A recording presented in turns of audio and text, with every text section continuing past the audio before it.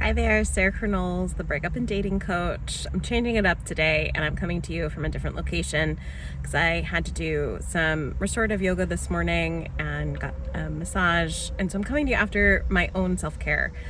And it rang really true with what today's breakup healing tip is. Today's breakup healing tip is to pay attention to the thoughts running through your mind while you're also healing.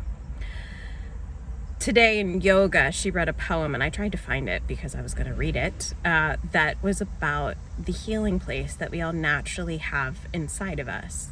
It is deep, deep down. It is below the muck of all the stories we tell ourselves and all the thoughts running through our mind and all of our beliefs.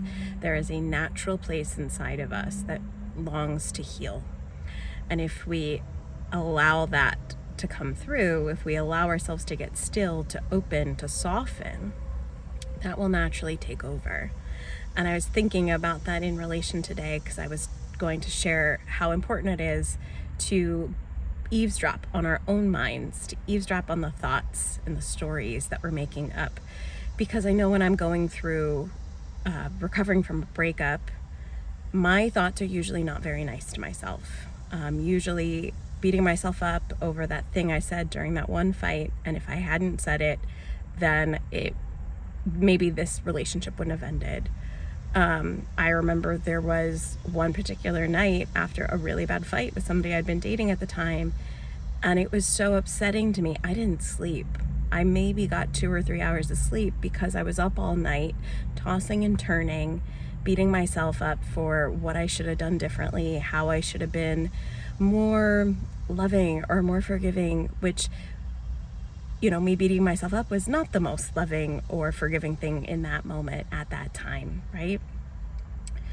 So when we are eavesdropping on our thoughts and we're noticing the stories that we tell, it's also important to notice, how do we feel when we're telling those stories and thinking those thoughts? What is the feeling state that we're in? Does it help us feel more peaceful, or does it have us feeling more anxious? And just notice that sometimes those stories are tied to certain feelings. Like a favorite old story of mine was, I'm never going to find anybody who gets me like this. It's so hard to make a connection. Nobody understands me like he does. And that would make me feel really anxious and hopeless because I was assigning all this worth and all this power to a past relationship that had ended, and I was making it feel very hopeless for my future of what was to come. And that felt awful. And when we feel awful, we are not inclined to heal, right? There's a reason why we take pain medication, like ibuprofen or painkillers after healing, because pain is not conducive to helping you heal. So when we are thinking thoughts that feel extra painful, and here's the tricky part of, they will seem like they're true.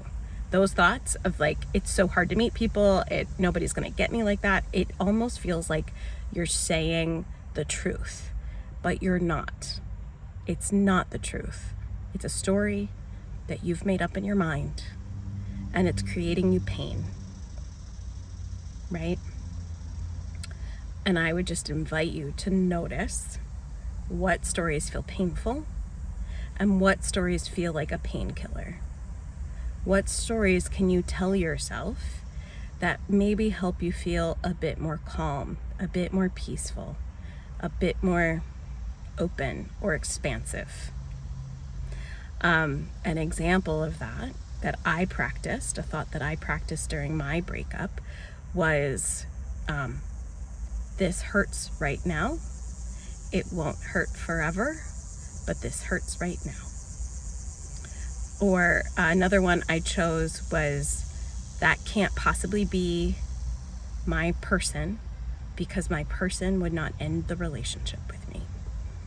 And somebody who chooses to end the relationship with me is automatically unattractive.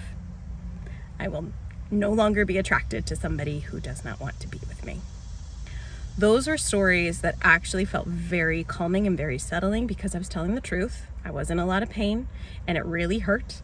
And I also knew it wasn't going to be that way forever. I could also remind myself that the person who I'm going to be with won't end the relationship, and I could give myself some hope.